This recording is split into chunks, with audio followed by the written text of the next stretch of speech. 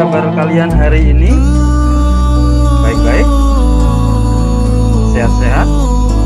Saya berharap kalian dalam kondisi yang baik dan sehat.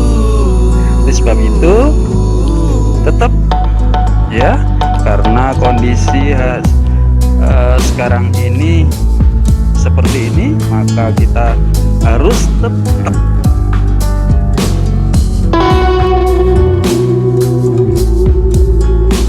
mengikuti protokol kesehatan. Jadi, apa yang harus kita lakukan? Pakai masker, sering cuci tangan. Nah, hari ini harus menggunakan masker karena ini mematuhi protokol kesehatan yang diimbau oleh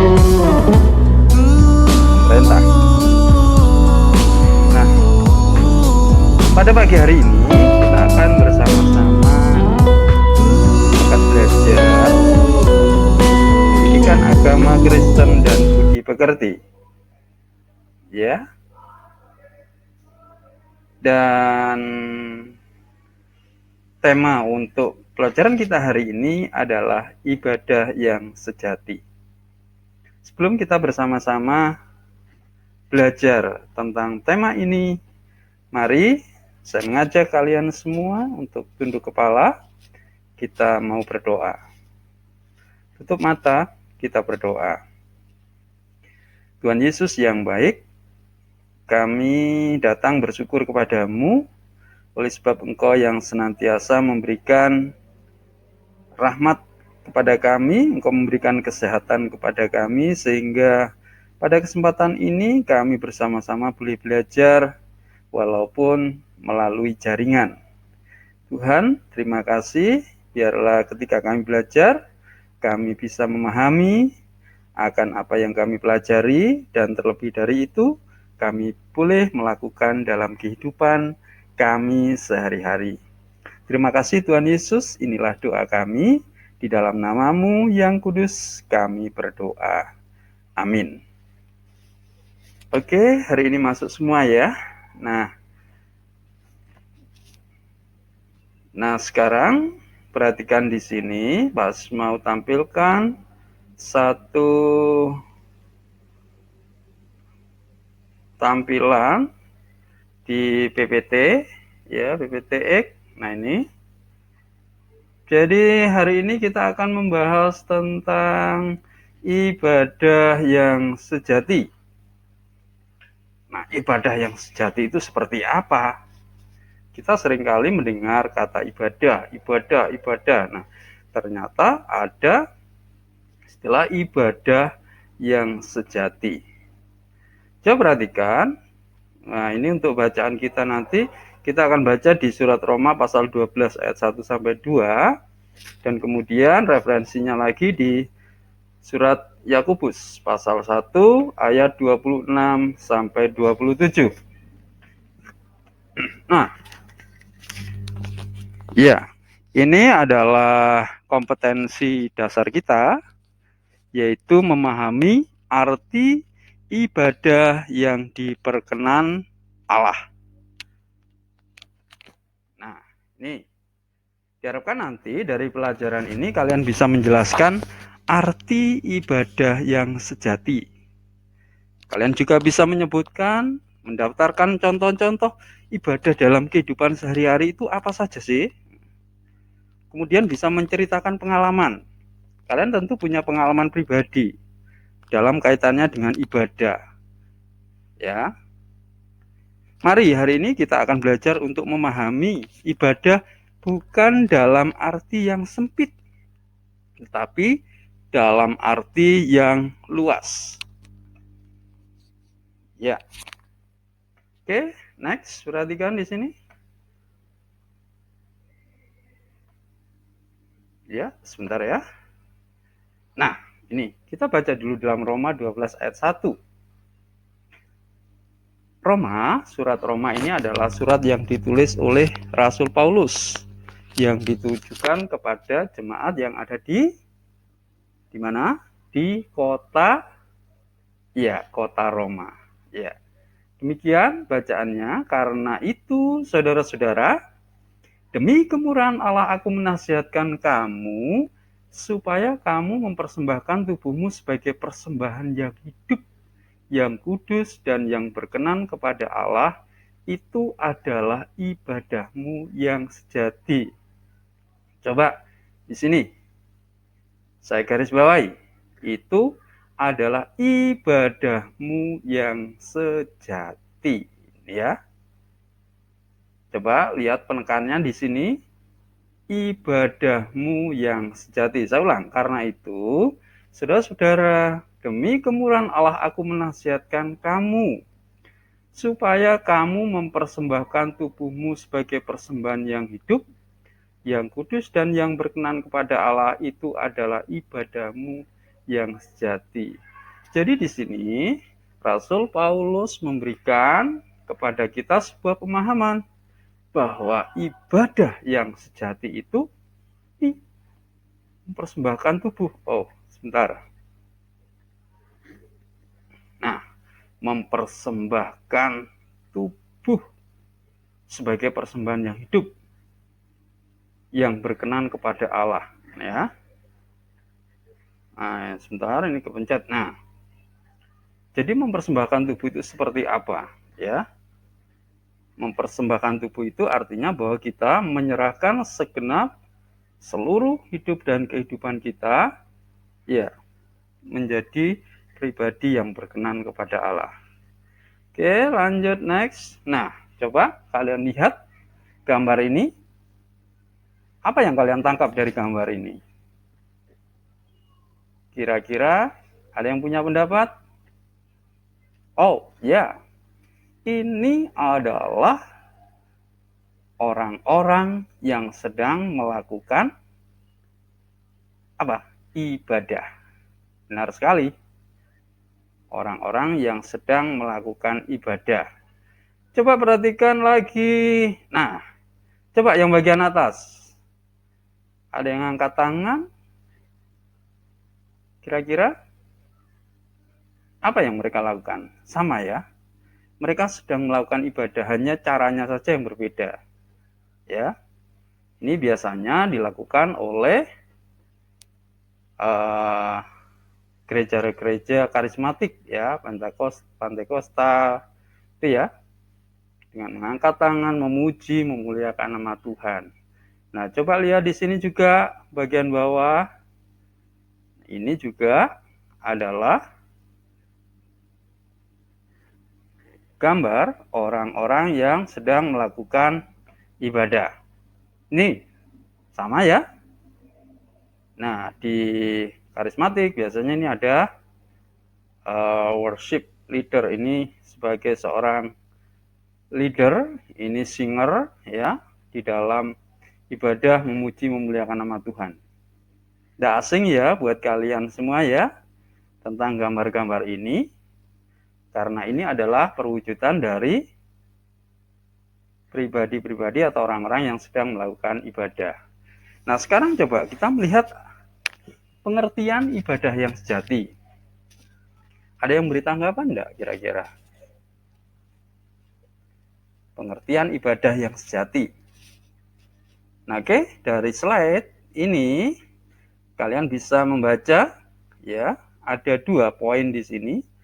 Ibadah yang sejati itu seperti apa? Ibadah yang murni, ibadah yang benar kepada Tuhan, ibadah yang kudus dan berkenan kepada Tuhan. Nih ya. Oke.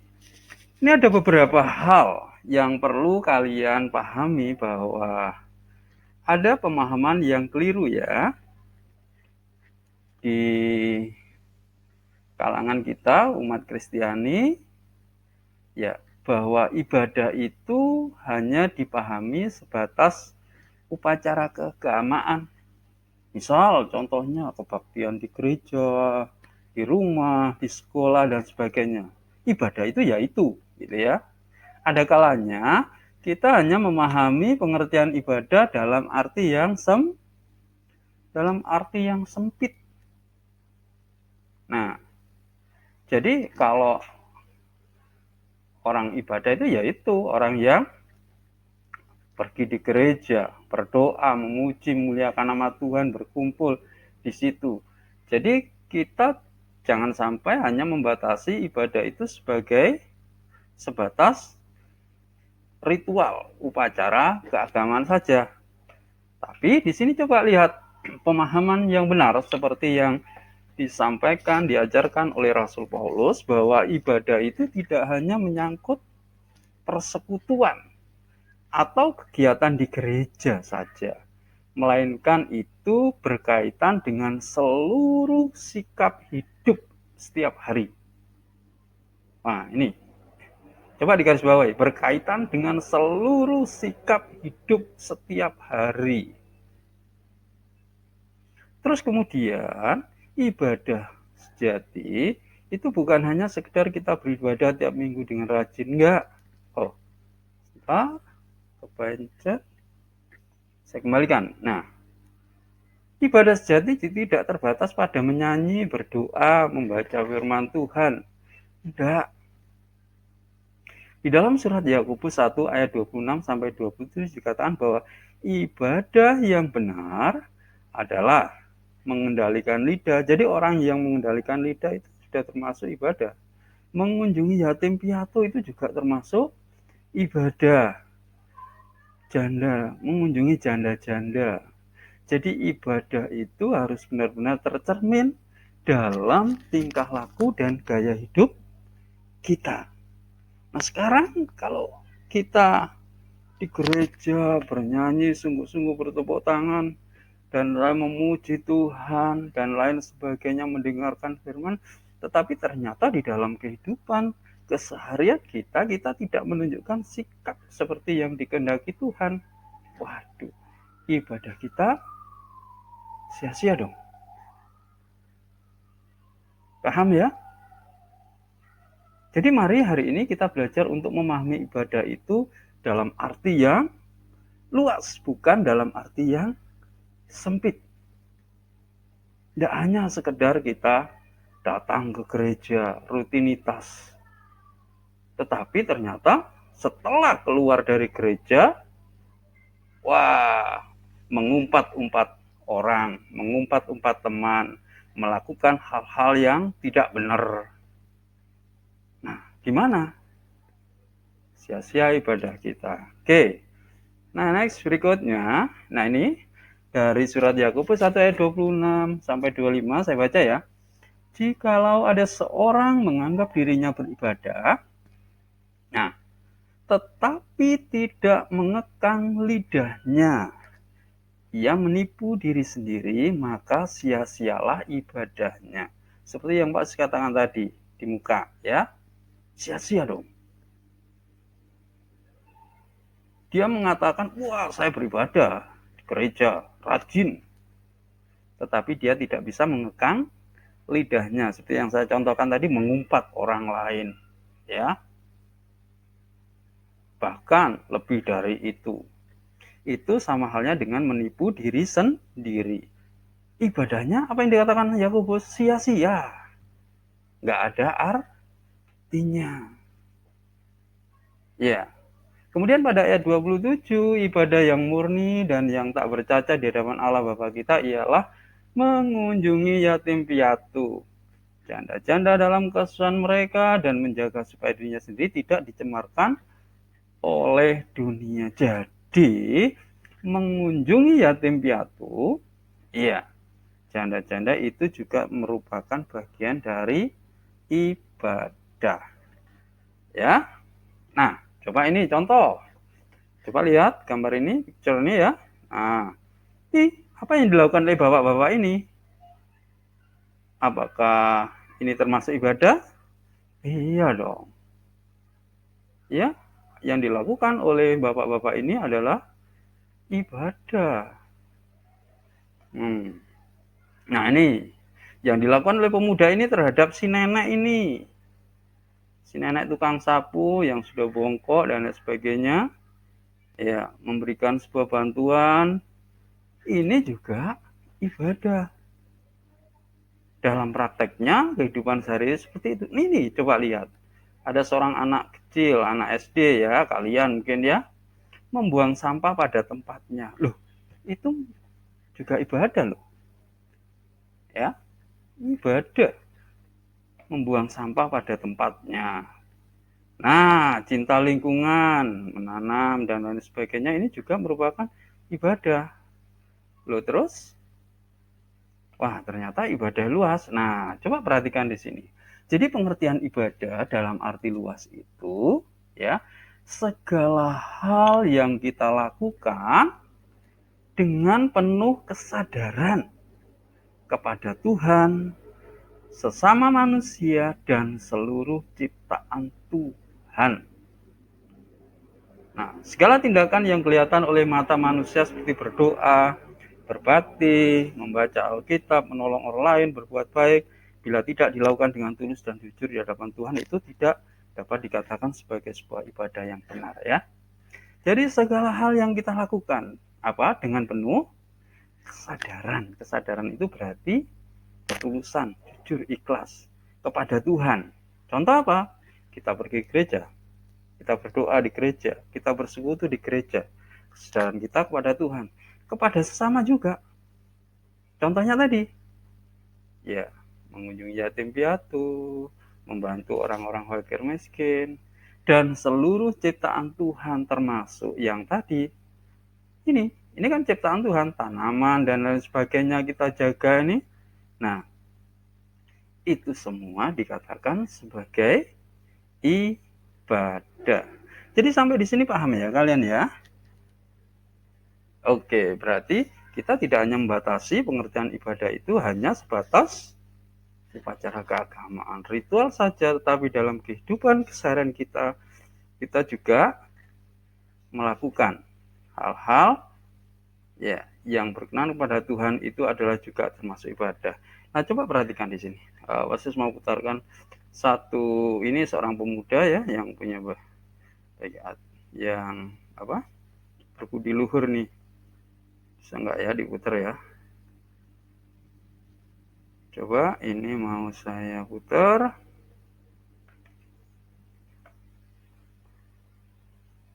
Oh,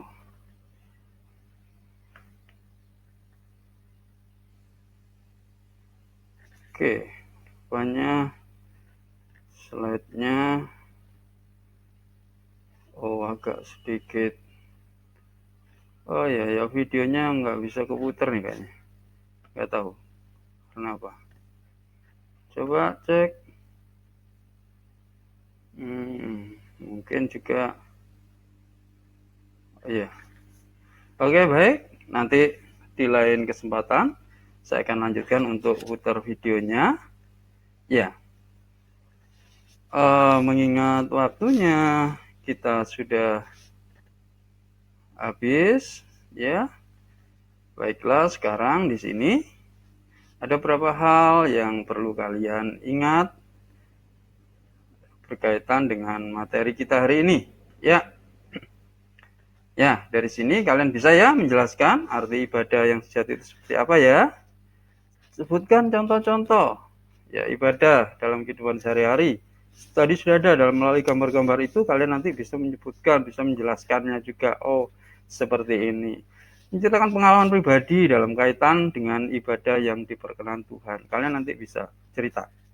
Buat sebuah cerita pengalaman pribadi. Ceritakan kalian pernah misalkan ya dalam kaitan dengan ibadah, bisa dalam kaitannya hubungan langsung dengan Tuhan atau dengan sama atau dengan ciptaan yang lain ya. Jadi pahami ibadah itu dalam arti yang luas. Oke, saya kira kita waktunya sudah habis. Saya kira aja ya untuk pelajaran kita hari ini sampai di sini. Sampai ketemu untuk pelajaran berikutnya. Kalian sebelumnya bisa baca terlebih dahulu untuk materi, kemudian nanti akan Pak jelaskan sehingga kalian benar-benar bisa paham, memahami.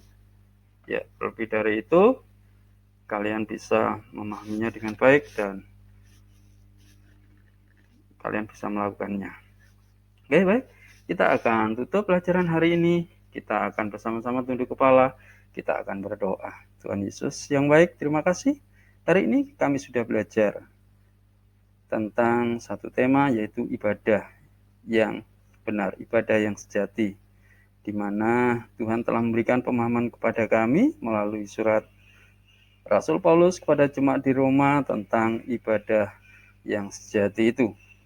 Biarlah ini boleh menambah wawasan kami, pengertian dan pemahaman kami, dan berikutnya kami juga boleh lakukan di dalam kehidupan sehari-hari apa yang sudah kami pelajari. Biarlah kami boleh menjadi anak-anak yang lebih baik lagi. Terima kasih Tuhan. Inilah serudah kami di dalam kasih Tuhan kami berdoa. Amin. Oke, sampai di sini dulu anak-anak. Sampai ketemu untuk pertemuan berikutnya.